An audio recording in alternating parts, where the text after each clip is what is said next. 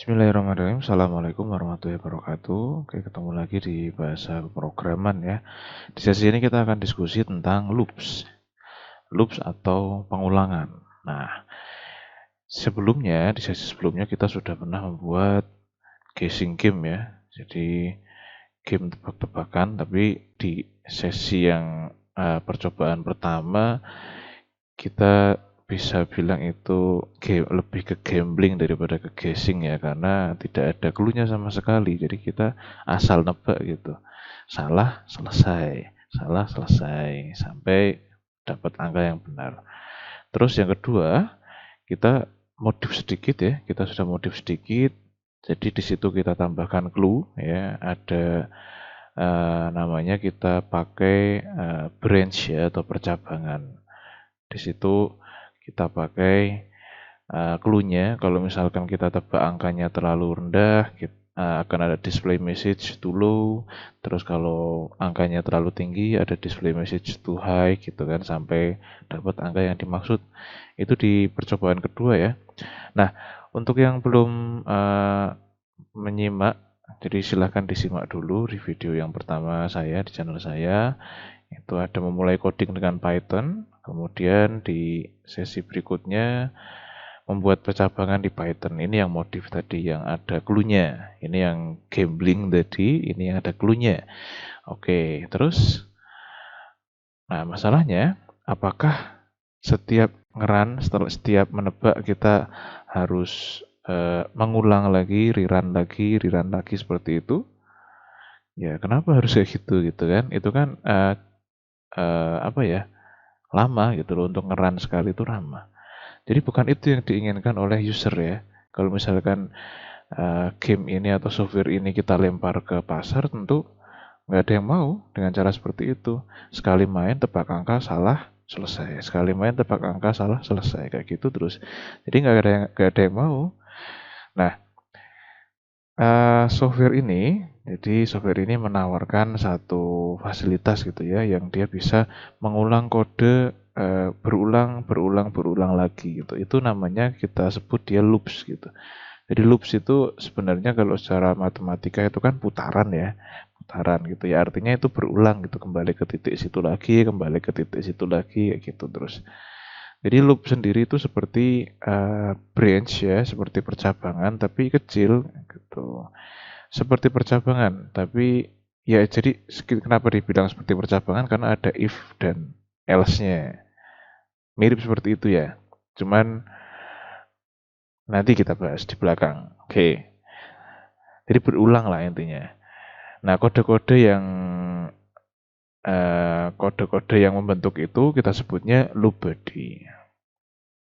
Jadi analoginya seperti ini. Kalau misalkan tadi yang di sesi pertama percobaan itu kita hanya menulis codingnya kan linear ya. Jadi kayak kita berjalan dari titik A ke titik B itu lurus aja kayak gitu. Terus yang percobaan kedua agak ada variasi ya. Jadi kita ada first branch dulu, ada percabangan pertama ya kan, mau belok atau mau lurus. Kemudian di belokan itu juga ada belokan lagi gitu ya. Jadi sudah agak bervariasi di situ. Itu. Kemudian di sini yang akan kita praktekkan sekarang adalah ini ada percabangan. Tapi kalau menyabangnya ini itu akan berulang lagi ke titik sebelum ketemu percabangan. Kalau balik pilih yang ini lagi, maka balik lagi kayak gitu terus. Jadi selama jawabannya masih di belokan ini, maka dia akan berulang terus. Tuh. Sampai jawabannya bukan yang ini, maka dia bisa terus kayak gitu. Jadi konsepnya kayak gitu ya, analoginya seperti itu. Jadi misalkan di sini kita atur ada satu soal lah ya. Kalau yang sebelumnya itu tebak-tebakan angka, kalau yang ini lebih ke pertanyaan ya, lebih ke pertanyaan. Kalau jawabannya no gitu ya, sama dengan itu kan cross check jawaban ya, sama dengan kalau jawabannya no, maka dia akan berulang lagi, mengulang pertanyaan yang sama. Dijawab no lagi, mengulang lagi. Jawab no lagi. Kalau di sini permisalannya nanti di sepanjang jalan ini ada tulisan are we there? Kalau masih no, putar lagi are we there? No, putar lagi gitu sampai di sini sampai kita jawab yes. Oke, kalau yes, nanti kita lanjut ke jalan yang ini, karena bukan nol lagi. Nah, kalau udah lanjut di sini, kita akan menemukan display message-nya we are there, gitu. Jadi analoginya kira-kira kayak gitulah.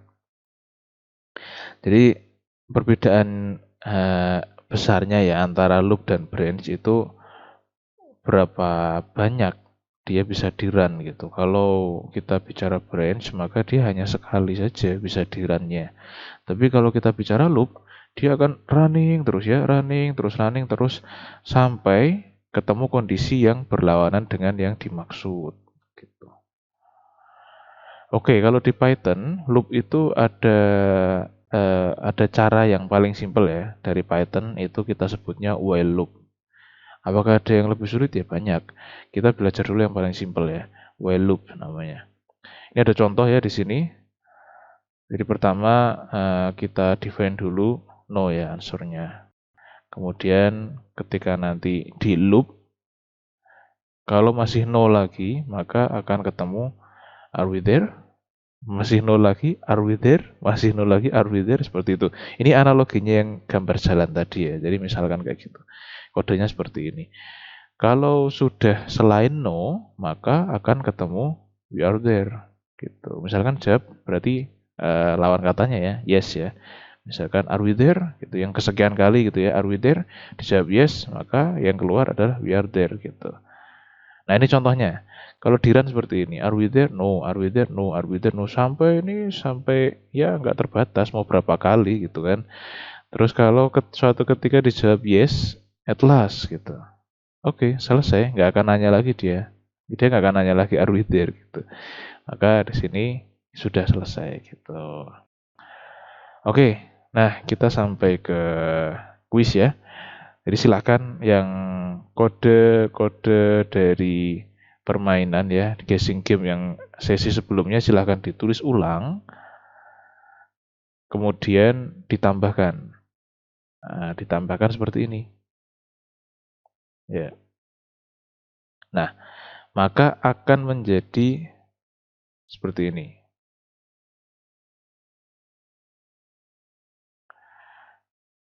Jadi kita coba, kita tembak dulu ya. Jadi harus ada tebakan awalnya dulu ya, seperti ini. Answer sama dengan no. Nah, ini juga kita tembak di awal, guess sama dengan 0 gitu.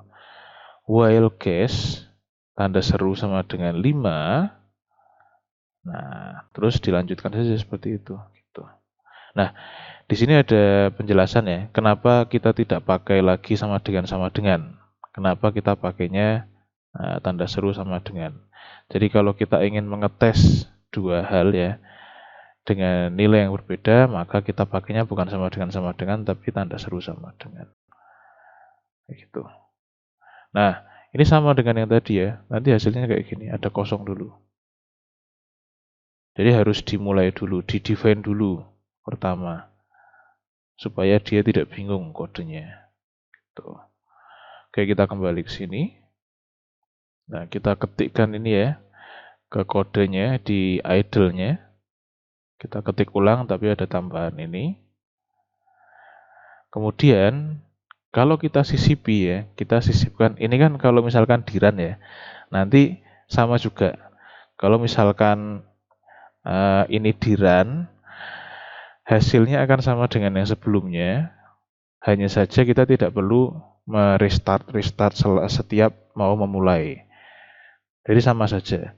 Cuman bedanya kalau yang kemarin kita harus restart, ulang lagi permainnya, restart, ulang lagi permainnya, restart, seperti itu. Kalau yang ini dia langsung run sendiri selama belum ketemu jawaban yang benar. Nah, tapi kan ini tidak menantang ya, karena kita sudah tahu isinya kan. Jawabannya adalah 5 di sini. Kalau kita sisipkan dua lines ini ya, jadi yang pertama from random import run in, kemudian kita define secret sama dengan run in 1,10, itu berarti kita mendefine variabel si secret ini isinya adalah random integer 1 sampai 10 gitu. Jadi kita tembak asal, jadi terserah komputer yang menentukan nanti di sini. Kita nggak tahu kuncinya berapa gitu. Ini lebih asik nanti kan jatuhnya. Nah, coba kita tambahkan dua line ini di awal sebelum yang kita masukkan ini ya. Nanti jadinya akan seperti ini. Jadi ini dua tambahan tadi, from random import dan randin. Secret sama dengan randin 1 to 10.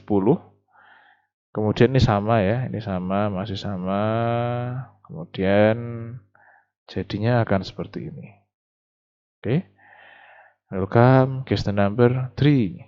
Dulu, guess the number langsung berlanjut terus, berulang terus tanpa kita harus restart ya. Ini kalau kita bedakan dengan yang awal tadi ya. Ya. Oke, yang ini.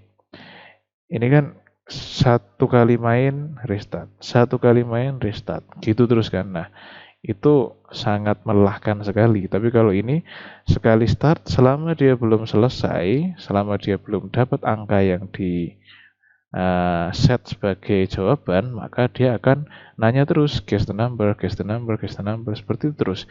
Tapi dengan tidak melupakan code yang sudah kita masukkan sebelumnya ya. Jadi kita sudah mendefine dulu to high gitu-gitu ya. Itu tetap kita inputkan di sini, tetap masuk di situ.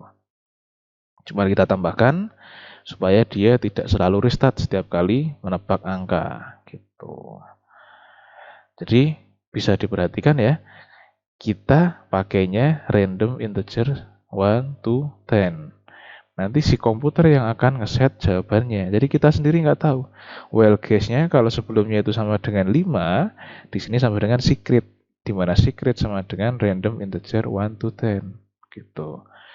Nah, maka jawabannya nanti secret. Setiap ini dibuka, setiap di run, jawaban ini akan berbeda. Gitu ya. Jadi yang tahu siapa? Yang tahu ya hanya komputer saja gitu, karena random 1 sampai 10 gitu. Oke, sampai sini saya pikir sudah menarik ya. Kalau tadinya membosankan ya. Secara sistem sih oke lah guessing game, tapi kenapa harus restart setiap permainan? Kenapa harus restart setiap tebakan gitu. Nah, kita sudah perbaiki itu dengan loops gitu. Jadi sampai di sini kita sudah belajar tentang coding awal, kemudian kita sudah belajar tentang percabangan dan sedikit tentang loops ya. Dan produk ini kalau dilempar ke user, saya pikir user juga akan, oh I like it, yang sekarang daripada yang tadi gitu kan. Oke, cukup sampai di sini. Untuk referensi bisa disimak di sini. Saya tutup. Assalamualaikum warahmatullahi wabarakatuh.